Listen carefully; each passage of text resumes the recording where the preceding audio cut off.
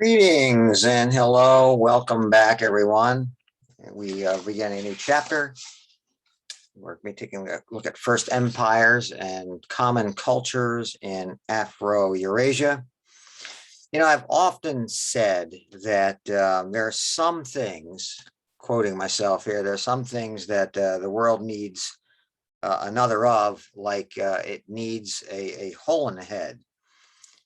For instance, I do not think we need so many mazes on our learning management systems, right? When you get into Canvas or Brightspace or Moodle, right? Blackboard, in order to hit the delete button, to make something delete, you have to go through like 3 or 4 steps to do that, right? Or to publish something or to add an assignment, right? Which you guys have experienced with me, right?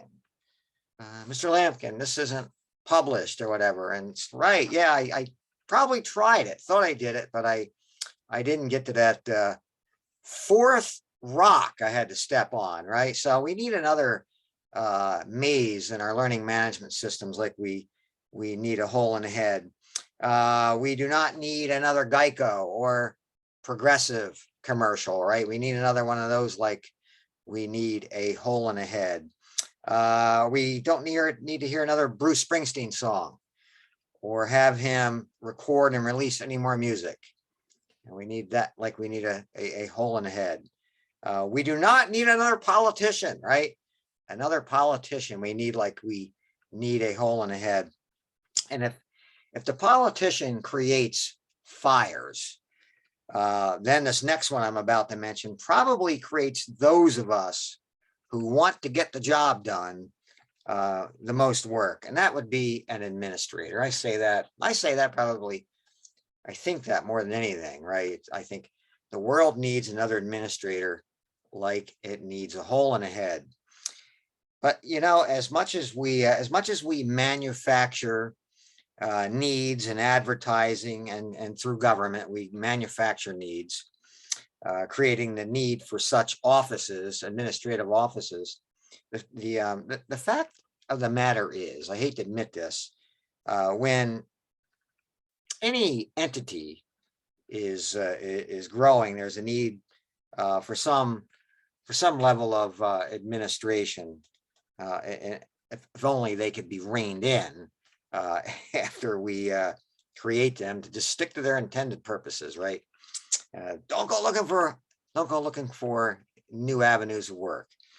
But you know, even our country, as I teach U.S. History 1, right, and government, you could see as our country is growing, you know, there are needs. There are needs that need to be taken care of, administrative needs. I say all of that, and so hence the federal government growth. I say all of that to say, you know, in this chapter here, chapter 4, actually part 1, we're going to be looking at part 1 this week. We're going to see a continuation of the shifts that we looked at last time in chapter 3, and new technologies. So as a result, you're going to have a need for administrators, administrations, thus the creation of innovative administrations. And I trust you're seeing that these societies were fairly, quote unquote, civilized, right? Fairly modern for their day, no doubt. So in this section, we're going to see, you know, we're going to talk a little bit more about climate change, migrations, technical innovations, technical advances, and administrative innovations that contribute to the development of the world's first empires. We're going to look also at the Neo-Assyrians and the Persians more in depth, and how they employ 2 different approaches to consolidate and maintain empires in Southwest Asia. Let's go to the objectives here and get my screen sharing up and going. I don't want that one.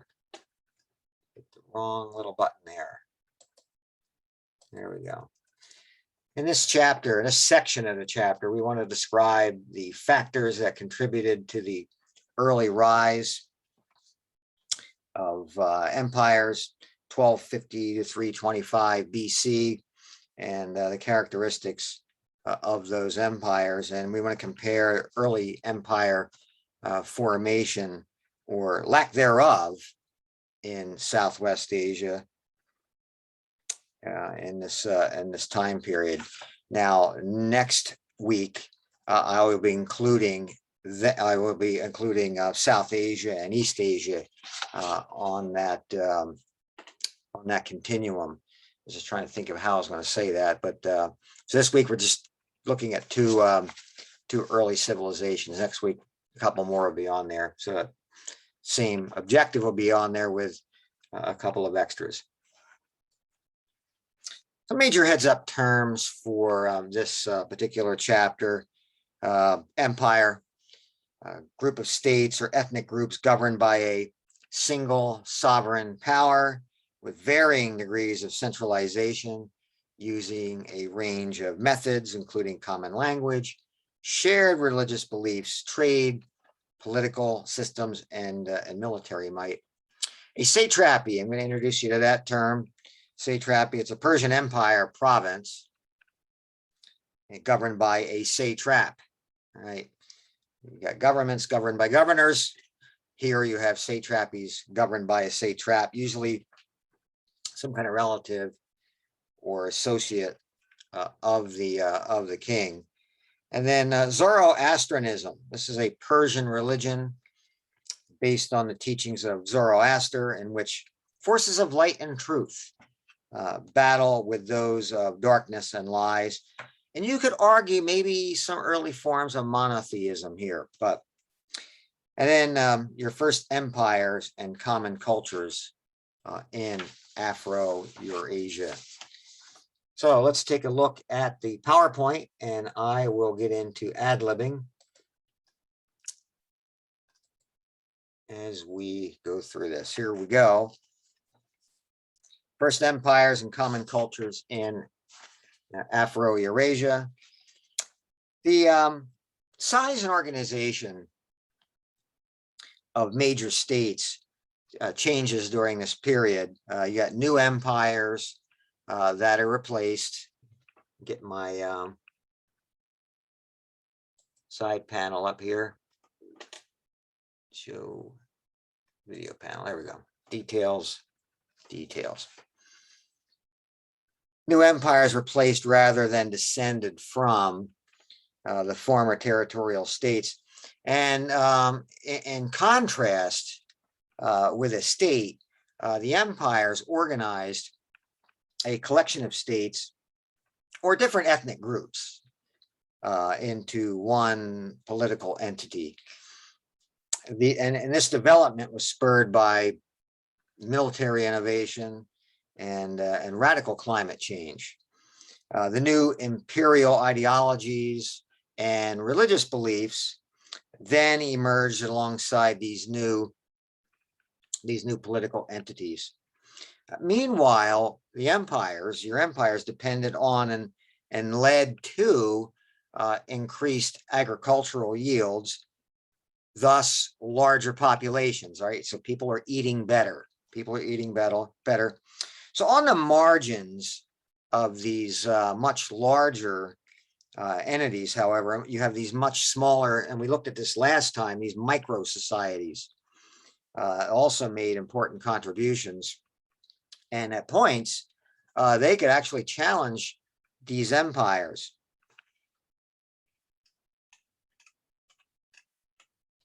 Forces of upheaval and the rise of early empires.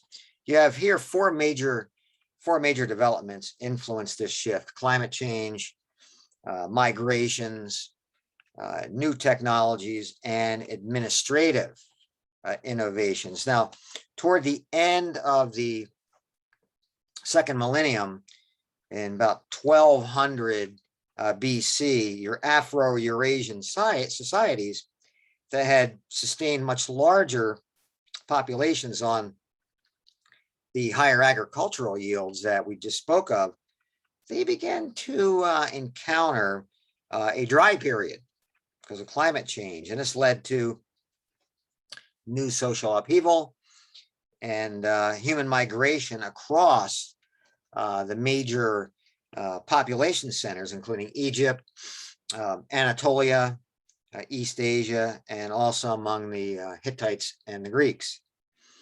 Now, the Egyptians, let's see if I got this down here low enough for you guys. Yeah, Egyptians struggled during this time period to feed their people and fend off outsiders. The Hittites, they moved their capital to the north of Syria to avoid collapse, and it failed. The Mycenaeans, they fell apart, and in the East Asia, the Zhao were actually forced to new migration. So you could take a look at map 4.1 on pages 166, 167, and visually cross-reference what I just talked about.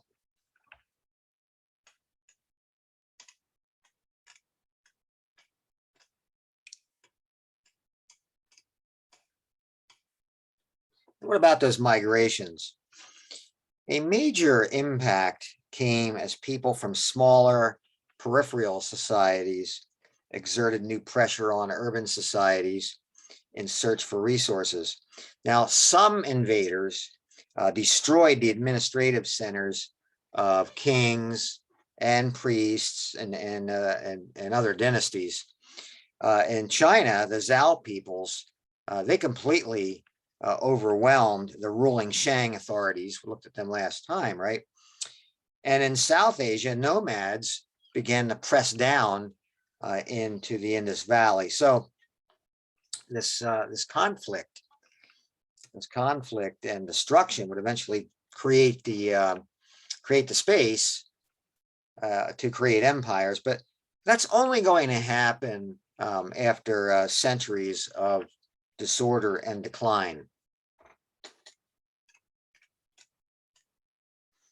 New technologies in building connections among these disrupted regions, new technologies were crucial. Park camels aided in transport across Afro-Eurasia, whether the one-hump Saharan dromedary or two-humped Bactrian variety camels, one or the other. I mean, one or the other. Their ability to store fat, both these types of camels, and walk on uneven terrain made them ideal for this. On page 169, there are a couple of pictures of these lovely, just lovely creatures, right? Lovely creatures. And the animal kingdom is so full of lovely creatures.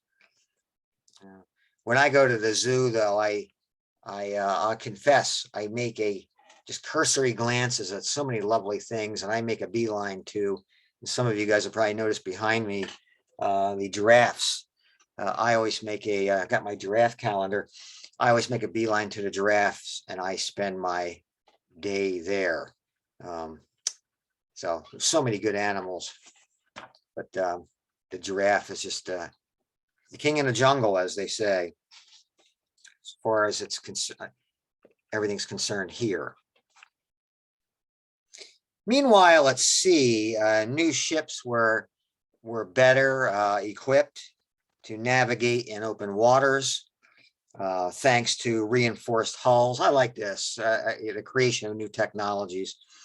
Reinforced hulls, better masts, and better masts and rigging, and more sails, and just new navigational techniques. This was especially relevant in the Mediterranean, which you can see on your maps there. Metallurgy and the innovations there.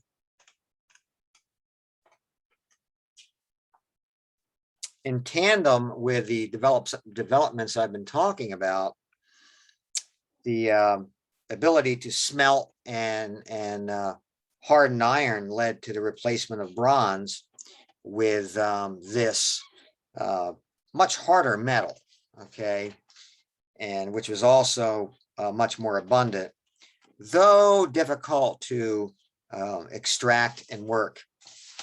But this allowed, for instance, for improved iron plows, which could till more land. Better plows and more tilled land meant larger, more integrated societies that could be supported.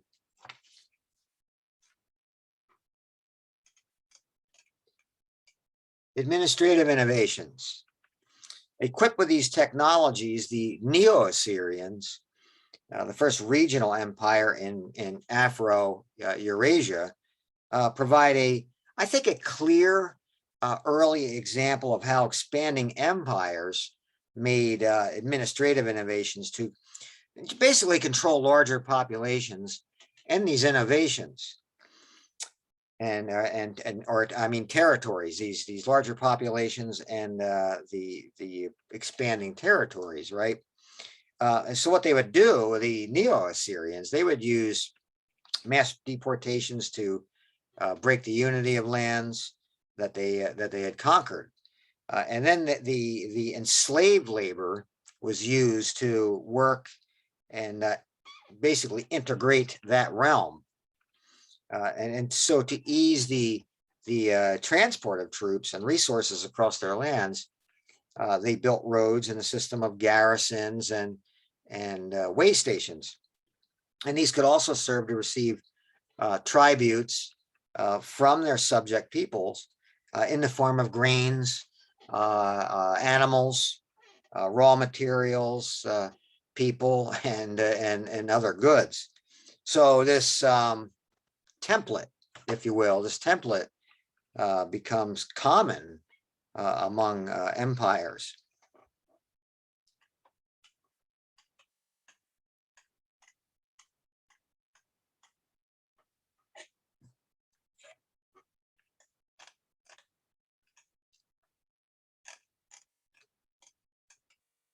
There you go. The empires in Southwest Asia. Well, actually, here's a comprehension question for you guys. What are the common features of empires across Eurasia during this time period? What are the similarities and differences in how empires are formed or did not form in Southwest Asia? We'll get to South Asia and East Asia next week, like I said. Empires in Southwest Asia, the Neo-Assyrian and Persian empires. The Neo-Assyrians, as we start to make the transition here to the Persians, the Neo-Assyrians who ruled from 911 to 612 BC showed the effectiveness of true imperial control, but they revealed how constant, harsh warfare and brutal exploitation of new subjects would be a feature of imperial rule. Somewhat in contrast, however, the Persians from 560 to 331 BC, they demonstrate a less violent form of rule over their multicultural rule. And yeah, I mentioned I wanted to talk about just the road, just in passing here before you put the Neo-Assyrians in a rear view mirror temporarily. Their road systems, right? Their road systems were built to, I forgot to mention this, to be able to transport their armies, basically their military, from place to place to get there quickly, to tend to perhaps maybe any uprisings. The Neo-Assyrian Empire, 911, 612 BC, there was deportation of forced labor. They also had a rigid social hierarchy. and that was defining features of the Neo-Assyrian rule. And once they would establish that rule, their empire was divided into two realms. You had the land of Asher and the land under the yoke of Asher. So the former kind of formed the imperial core between the Zagros Mountains and the Euphrates on the upper Tigris. And you could probably turn to map 4.2, page 173 at some juncture here and take a look at that. And there, the king's appointees ruled, and they were responsible for sending food to the temple, the national god, which was Asher, and as well as manpower to work in the god's residence and officials in his lavish court, and of course covering military costs as well. Again, map 4.2, page 173. The Neo-Assyrian armies and its laborers. Deportation and coerced labor were important tools the Neo-Assyrians used to integrate their empire, and it serves simultaneously to break down any kind of local resistance to their rule and to build the empire's infrastructure and support its expansion, hence the road systems needed, as I just spoke of. The armies, the Neo-Assyrian armies, were built very hardened. They were hardened, highly disciplined, and professional troops with officers promoted based on merit, not birth. So they combined a variety of technologies and functions, including infantry, cavalry, iron weapons, horse-drawn chariots. We saw that last time. They were probably at the cutting edge of that during this age, and siege warfare they would conduct. So over time, they integrated non-Assyrians, captured folks who played these specialized functions. For instance, the Phoenicians gave ships and sailors. The Medes served as the king's bodyguards, and the Israelites provided charioteers. And during this time period, if you go back and look at the Old Testament, you could see the Israeli captivity under the Assyrians, talking about this time period here. And I would just say this too, with Bible history. At one time, it was kind of vogue to try to attack that. Not so much anymore. And I maybe had mentioned that to you folks earlier. It's accurate right to a T. And then just as a side note, I think someone who wants to criticize the Bible and at least its history probably has to do something with the prophecies, about 200 to 300 of them that actually came about, right? I mean, what do you do about that, right? So, you have, if you want to take a look at the history of the Assyrian military, you can see some of it right in the Bible's Old Testament as well. But meanwhile, the empire, the Neo-Assyrian Empire, furnished a huge labor force for agriculture and public works. Some 4 million conquered people were relocated to these ends.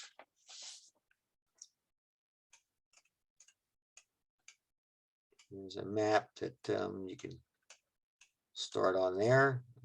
Stop and look at there. Of course, I mentioned this in your textbook as well. Neo-Assyrian ideology and propaganda. And so many of these older civilizations were filled with this. Neo-Assyrians wouldn't be the first or last. The violent expansion, exploration, and inequality was justified by this complex system of propaganda. And it argued that the Neo-Assyrians were pursuing a kind of a divinely sanctioned destiny in their expansion toward the Mediterranean, and that their national god Asher demanded it of his people. And the king, therefore, was perceived to be supported by Asher and to pursue his holy war, the aim of which was to subject a disorderly world to the well-regulated land of Asher. So you had a three-pronged propaganda campaign that worked to this end. It included elaborate agriculture complexes, the composition of texts recounting the king's achievements, and in these vivid images celebrating his brutal military campaigns. The Neo-Assyrian social structure. To manage this system, the Neo-Assyrians also developed a rigid hierarchical structure with, of course, the king at its head. You had divinely sanctioned as the agent of the god of Asher. Beneath him, you had highly rewarded military leaders that formed a noble class with control of large quantities of land and peasants. And that latter group was the majority of the population, right? Your peasantry. And they were required to work the fields of the elites. The Assyrians who were enslaved because of debt still had certain rights, such as to marry free people, engage in financial transactions, and even own property, including their own slaves. By contrast, slaves taken in conquests, right, had no rights. So other peasants who were relocated to work the new lands were free, but also attached to lands that they had to work. So generally, most peasant families were small and worked these small plots of vegetables or vineyards. And what about the ladies? What about the ladies, the Neo-Assyrian women? Social norms governing gender relations were especially harsh and restrictive toward women who had far less autonomy than in the Sumerian or Old Babylonian times. Inheritance passed through the male line. Women, their interactions with men outside of the family were heavily restricted, and the Middle Assyrians of this time period, of the 3rd century BC, they introduced the veil, right? The Middle Eastern veil that we all know about. They introduced a veil for all quote unquote respectable women. That is, if you were not prostitutes, right? And the prostitutes, they could be beaten. They could be beaten or executed for veiling themselves, right? So the respectable women had to be veiled. If you were not respectable prostitute, if you tried veiling yourself, you were beaten or killed. So though royal Assyrian women were subjected to the same norms, they had a more comfortable life and considerable status. Queens could also serve as the regent for a king if he was not yet of age when he became king. Let's take a look now at the instability of the Neo-Assyrian Empire. Social norms governing gender relations were especially harsh as well here. The system of conquest and control was not stable.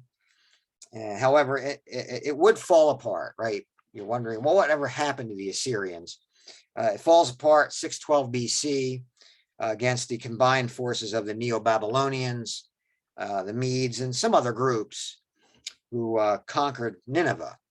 And again, your Old Testament history, the book of Jonah, right? The book of Jonah, to be a prophet to Nineveh, goes and preaches to Nineveh. They wind up, getting converted to the God of Israel, Israel. Jonah's upset about that because he hated them, right? He hated them. He wanted them. They were corrupt. He felt that they should, die as sinners. But over time, they fall away again and end up at the hands of Nineveh, was the capital of this particular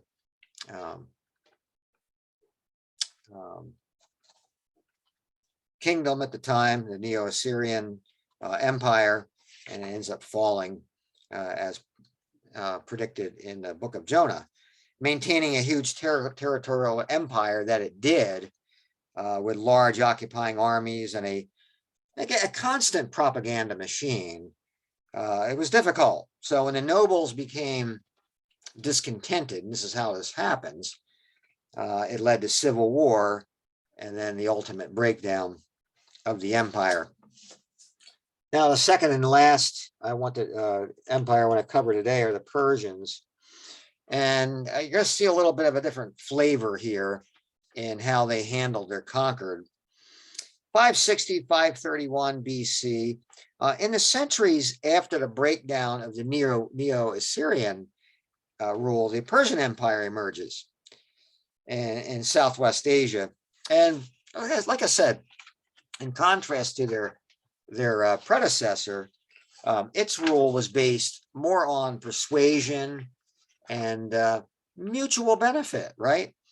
Than on domination and raw power. So the Persians were a nomadic group that had spread from Central Asia down and expanded on the Iranian plateau. Their skill using bows on horseback was also helpful in their success. So Cyrus the Great, enter Cyrus the Great, who ruled from 559 to 529 BC, was the great unifier of the Persian tribes. He then defeated the Lydians, in Anatolia, where he claimed their resources and their trade routes. And then he took the Greek city-states on the Aegean coast of Anatolia. And you can see map 4-3 on page 177. And probably good, it's good that we get familiar with that part of the world, because as we get to Greece a little later and the Persian Wars, we're going to be spending a lot of time on the Aegean area and what becomes Asia Minor, the Persian side of the Aegean Sea. But Darius succeeded Cyrus in 521, and he managed to both expand dramatically and keep the state on solid footing during his reign. He suppressed various revolts, which he memorialized in the monumental rock relief called the Behestun inscription, and he conquered territories held by dozens of ethnic groups between the Indus River Valley and the Mediterranean and Aegean seas. So to manage them, he instituted a dynamic administrative system. Instead of imposing Persian customs on these folks, as the Neo-Assyrians did, he drew from the local traditions and institutions in order to control them.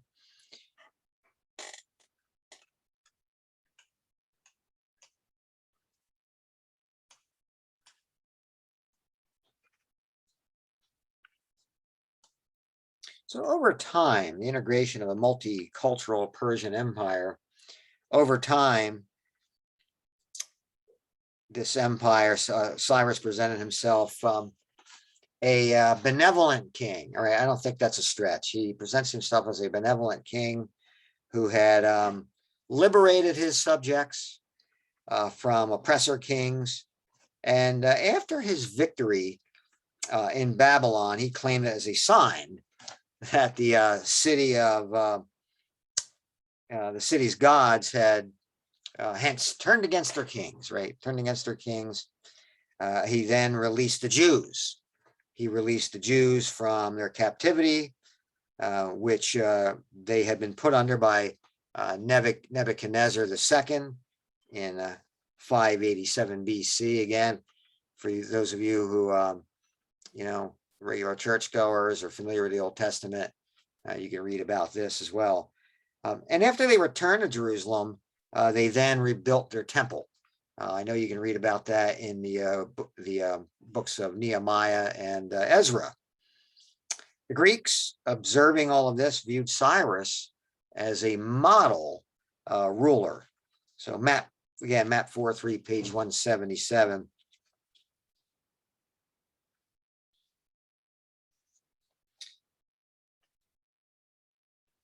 And see where I'm going to go next here. Society and the multicultural Persian Empire. The Persians believed that all the entire empire was equal. It was equal, and on the ground level, Darius he replaced Cyrus, which I talked about. He places satraps, regional governors, drawn from his family as local rulers, and their loyalty was enforced by close monitoring from military officers, tax collectors, and spies of the king. And to finance this, he used a really clever system of fixed taxation and formal tribute allocations. And to integrate the empire, he built roads as well. He built roads and standardized both currency and weights and measures, which facilitated trade.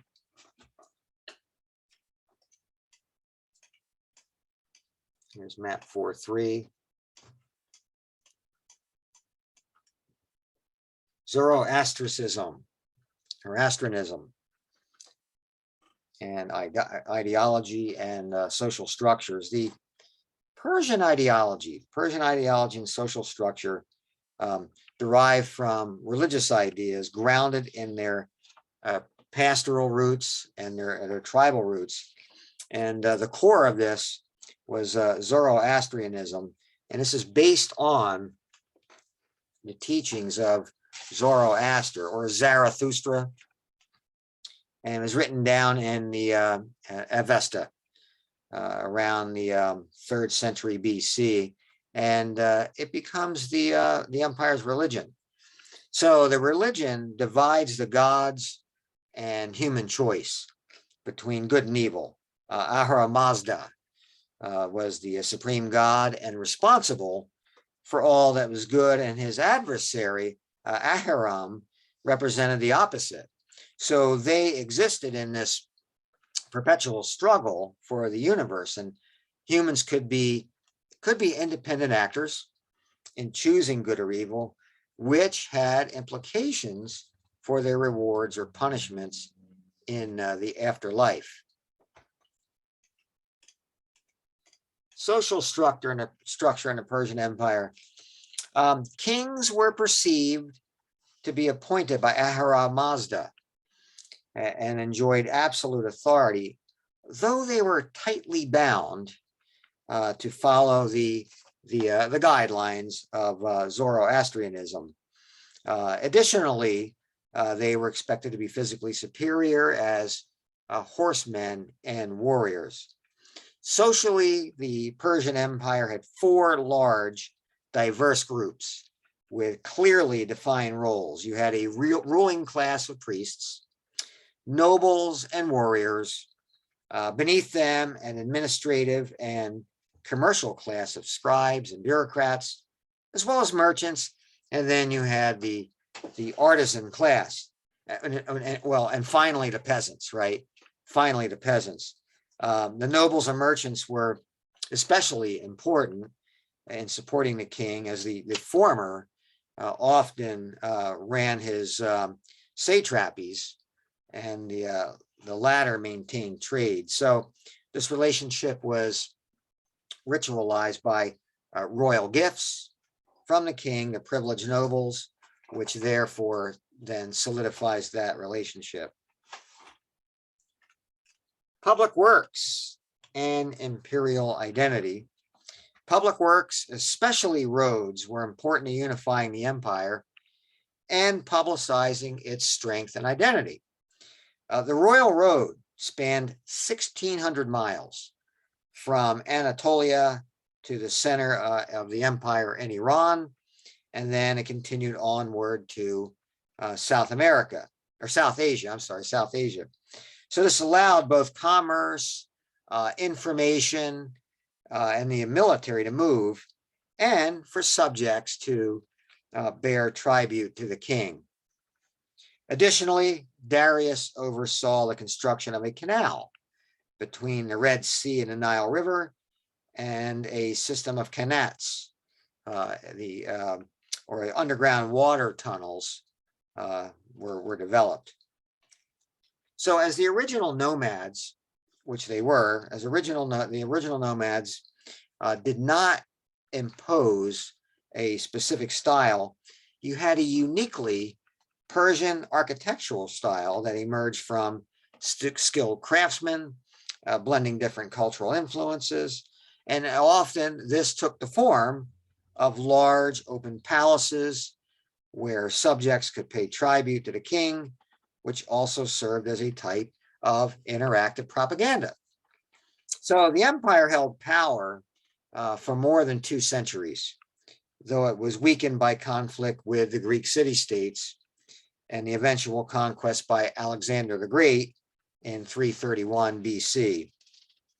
And you can see a couple of photographs on page 180 and 181 connected to this particular topic. We have over on page 180 the Persian water moving technique, and you can read that caption. And one of the regional capitals in Iran, page 181.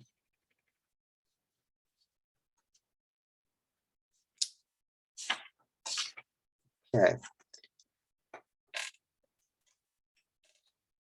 There you have that.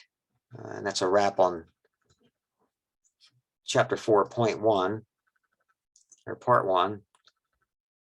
And let me see what's up ahead. Let's take a look at your graphic organizer while we're there. Let's take a look. You have your graphic organizer today. We looked at First Empires and Common Cultures in Afro-Eurasia, part 1. We looked at the forces of upheaval and the rise of early empires, climate change, prolonged drought, soil exhaustion, the Neo-Assyrian administrative techniques, roads, garrisons, and relay stations. You have empires in Southwest Asia and the Neo-Assyrian and Persian empires. The new Assyrian forcibly relocated conquered people, forcibly making them work. Women lived highly restricted lives under complete patriarchal control, and the new Assyria becomes unstable, discontented among nobles, and you had a civil war. Persians built a multicultural empire, and their religion, Zoroastrianism. Up ahead, what is going on here? Okay.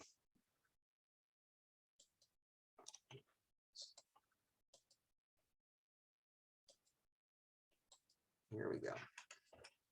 As you read this week, pages 163 to 182. Again, we're only covering the first half of the chapter. A couple of videos. You have what is an empire, and political control and cultural unity. And then the chapter 4 review quiz. Check the details for what to answer, right? Because we're not doing everything because we're splitting the chapter up. So I have the details of what questions to answer. Chapter review quiz. What I'm thinking about doing is I'm just going to, I haven't really been clear on this. Maybe some of you guys have been asking me about it, and I apologize. I think what I'm going to do is I'm going to be posting that on Wednesdays and leave it up through Thursday. I want to have a little delay on that because I want you guys to go through the facts, right?